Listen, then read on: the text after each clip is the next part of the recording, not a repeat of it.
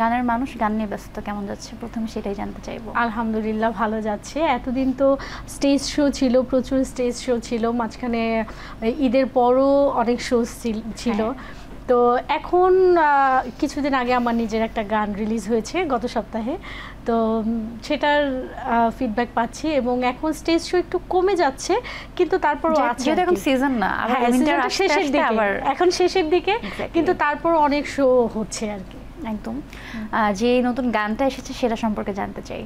জি, গানটার মানে কিভাবে আপনার কাছে আসলো, গল্পটা কিরকম ছিল?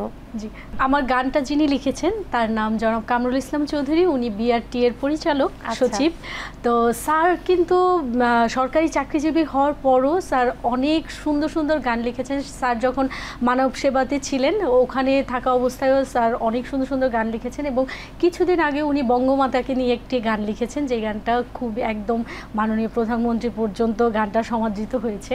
তো স্যার লিখেছেন গানটা এবং গানটা সুর করেছেন বর্তমান সময়ের খুবই ব্যস্ত একজন সুরকার তারিক তুহিন ভাইয়া, এবং মিউজিক করেছেন লেলিন ভাইয়া। তো গানটি জি সিরিজের ব্যানারে রিলিজ হয়েছে, খুব ভালো সাড়া পাচ্ছি আলহামদুলিল্লাহ। আমরা গানটির কিছু অংশ আপনার কণ্ঠে শুনে ফেলি। জি।